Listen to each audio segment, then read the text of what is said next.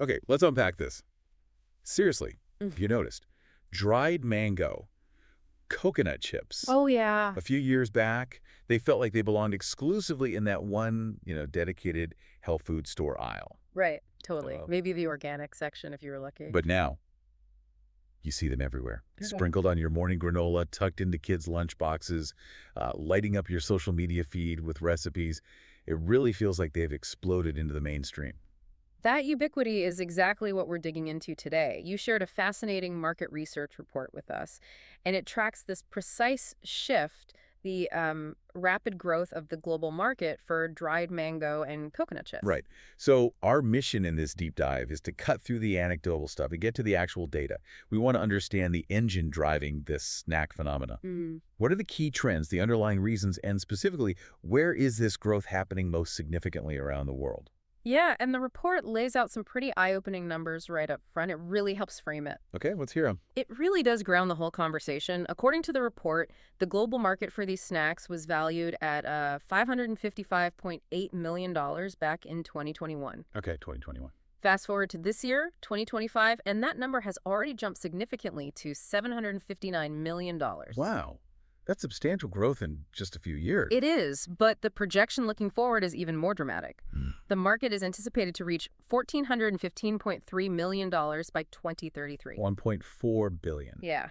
That represents a robust compound annual growth rate, or CAGR, which is essentially the average annual growth rate over that period of 8.1%. Wow, 8.1%. Right. So this isn't just a momentary spike.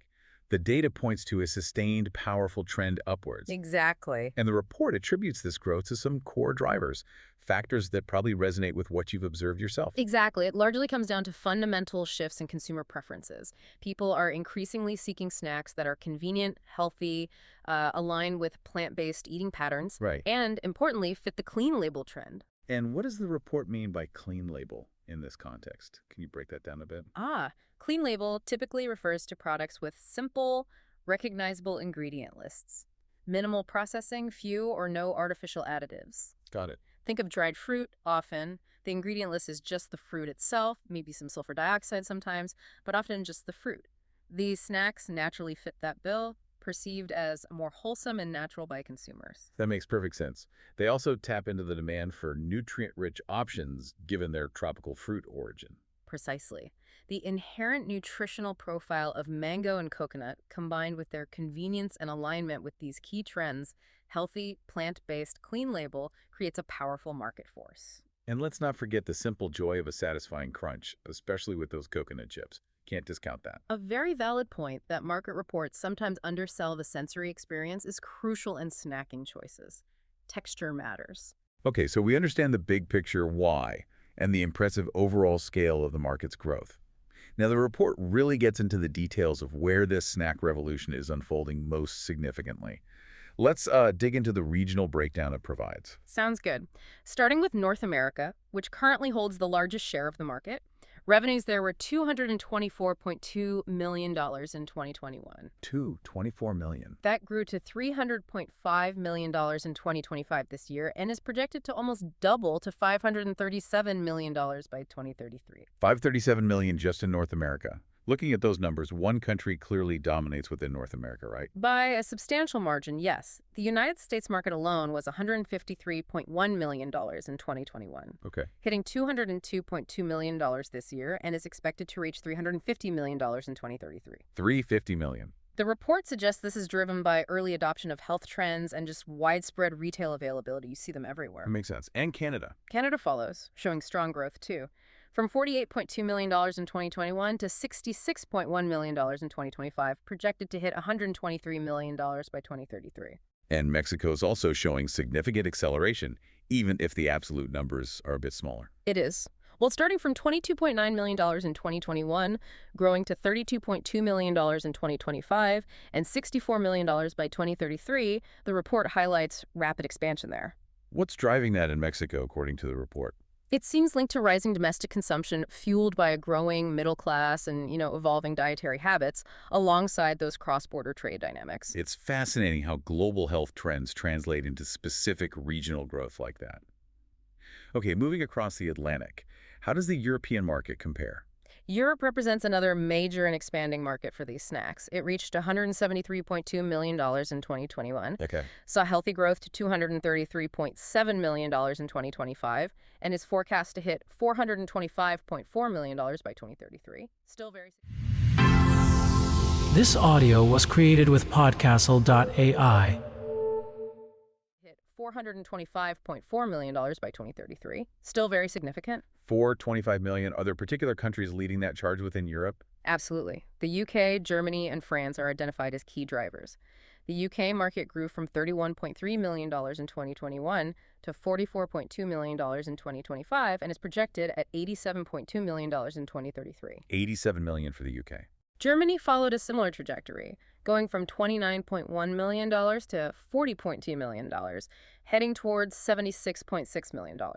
France increased from $23 million to $31.3 million, then projected to reach $57.9 million.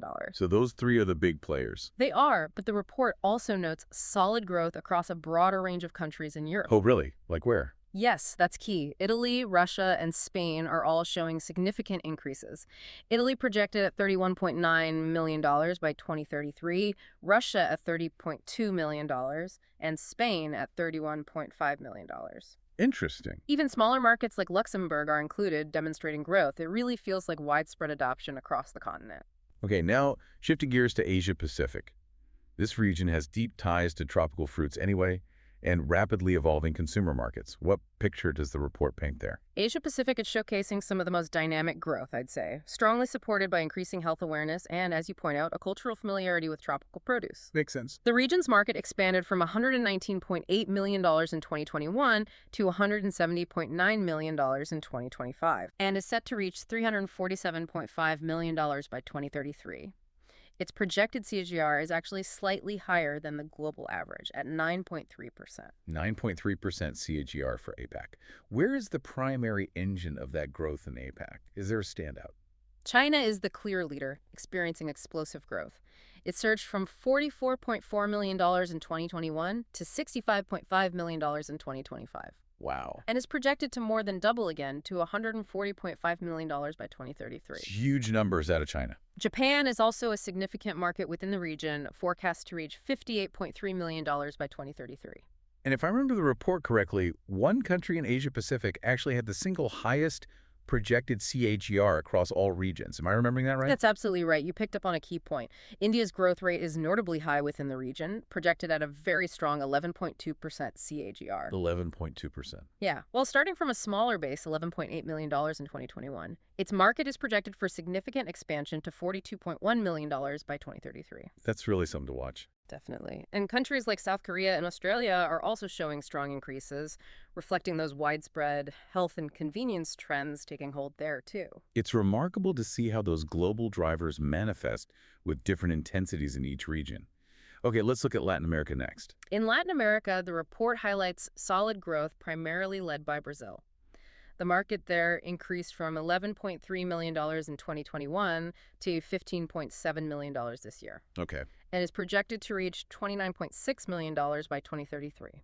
So, steady growth. And other countries in the region are also showing promising momentum. Yes, the report mentions steady growth in Argentina and specifically notes high momentum in Colombia and Peru, although they are starting from smaller market sizes compared to Brazil. Right. Chile is also identified as showing solid expansion. These markets are increasingly embracing convenient, healthier snack alternatives, just like elsewhere. Finally, let's touch on the Middle East and Africa. What does that picture look like for these snacks? A bit smaller, maybe? The market size in the Middle East and Africa is smaller compared to the other major regions, yes, but it's showing consistent and steady growth. Countries like Egypt and Turkey are identified as key contributors.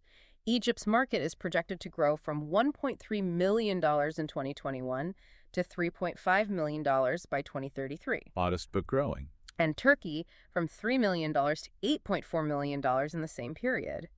The rest of the Middle East region also shows overall upward movement. It's catching on there, too. So across North America, Europe, Asia Pacific, Latin America, and MEA, the report's conclusion is unanimous.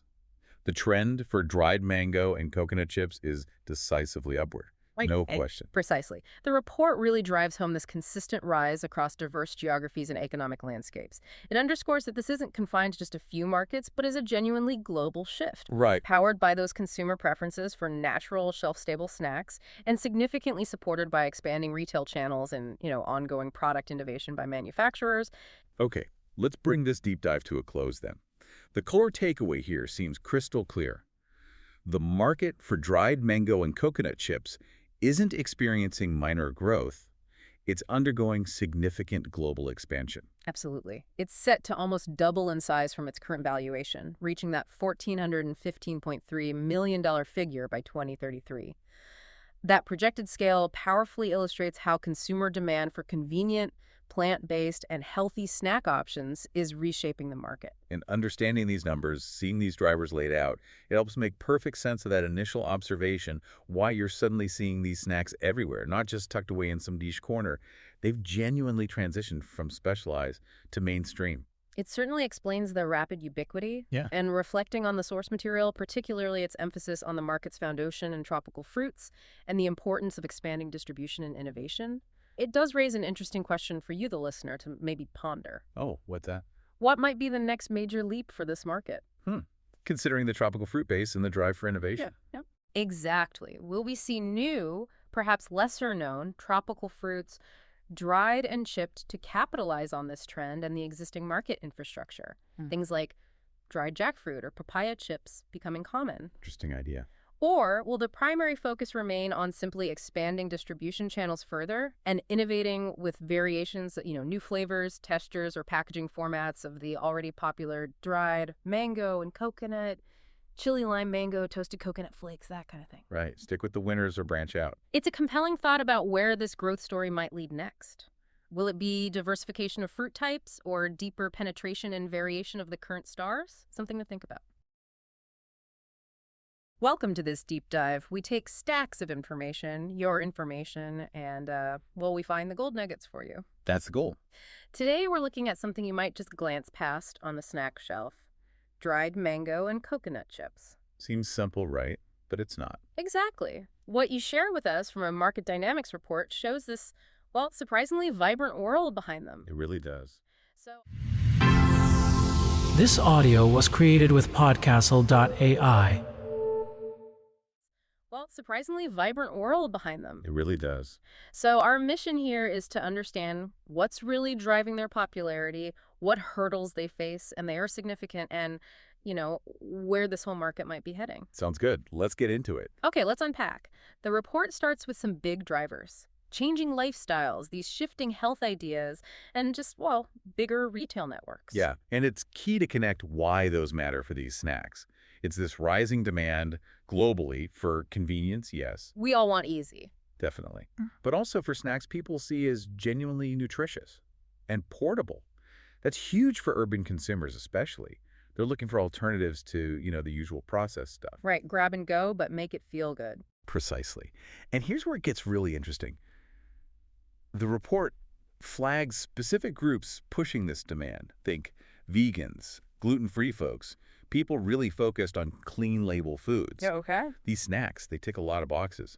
Fiber, healthy fats, antioxidants. You can picture it like the wellness crowd in LA or shoppers in Berlin looking for natural options. And it's not just who's buying, but where the snacks are coming from. Right. The report highlights tropical nations really capitalizing on their fruit. Oh, absolutely.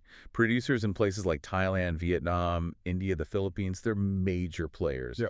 And they're boosting exports, often with some government support, aiming for markets like Japan, the Middle East, Western Europe. Where that demand is high. Exactly. And getting these things from, say, a farm in the Philippines to a store shelf in London. Yeah.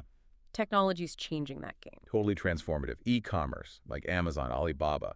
It's huge. Plus, you've got all these niche organic stores popping up. Access is just expanding like crazy. And this really helps smaller producers, maybe ones who struggled with old school distribution. Now they can reach these high-value markets if they nail the packaging, shelf life, and branding. Okay, so we've got strong demand, better reach. Sounds pretty good. But the report you shared also paints a picture with some significant challenges. That's right. Let's connect that back. Despite the demand, these often end up as premium items. The report explains why. High production costs. Like what? Well, think labor, the energy for harvesting, drying. Then raw material costs bounce around because fruit is seasonal. And the drying itself, really energy intensive, it all adds up. Pushes the price up, makes it less accessible for a lot of people. Exactly. And then you've got the whole maze of international food safety rules. The report specifically mentions the EU and the US FDA. Big hurdles, I imagine. They really are. The European Union, the US Food and Drug Administration, they have strict requirements. You need serious testing for stuff like aflatoxins. Those are nasty molds or sulfites, which are preservatives some people react to. Investing in that testing, it can be a massive barrier, especially for smaller exporters or maybe farming co-ops. Plus, you're buying them partly for health, but the processing itself, that can affect things, can it? Good point. Preserving the actual nutritional value is key. The report notes that the heat and traditional drying can degrade vitamins, like vitamin C. Which matters to certain groups. Definitely. If you're into raw food or clean eating, you're looking closely at how it's made. But, okay, on the flip side, these challenges, these consumer demands, they're also driving innovation, right? The report shows a big move towards organic, unsweetened, sulfite-free options. Yes. That directly feeds into the clean label trend we talked about. You see that on the shelves now. You do, especially in places like New York, London, Tokyo. Manufacturers are definitely responding, offering more minimally processed versions, trying to keep more of the natural goodness. They're not just cleaning them up, they're making them more fun, too. For sure. The report mentions innovative flavors. Spicy chili mango, chocolate-drizzled coconut chips, all sorts of things. And interesting fruit blends. Trying to catch the eye. Absolutely. Targeting younger consumers often. Using bright, shareable packaging. Working with social media influencers. You know the drill. Yeah. And lastly, the material notes, these aren't just snacks anymore. They're showing up elsewhere. Yes, their use as ingredients is really taking off. Toppings, too. Dried mango in your cereal, coconut chips on a smoothie bowl. I've seen that. Or in yogurt, desserts. And it's not just at home. The report says the food service industry cafes, meal kits, is using them more and more. So it's expanding beyond just grabbing a bag. Right. That dual use creates whole new market spots. Okay, so looking at this deep dive, using the report you shared, you really see a dynamic picture for dried mango and coconut chips, health trends, e-commerce pushing growth, but also navigating these really tricky costs and regulatory hurdles. Definitely a balancing act. And constantly innovating cleaner products, new uses, new flavors. It's moving fast. So what really stands out to you in this snapshot of growth versus challenge, it does raise a question, doesn't it? As we get more and more quote-unquote healthy snacks flooding the market, how do you, the consumer, balance the appeal of those health claims against the reality of the often higher cost and just, well, basic accessibility for everyone? Something to think about. This audio was created with Podcastle.ai.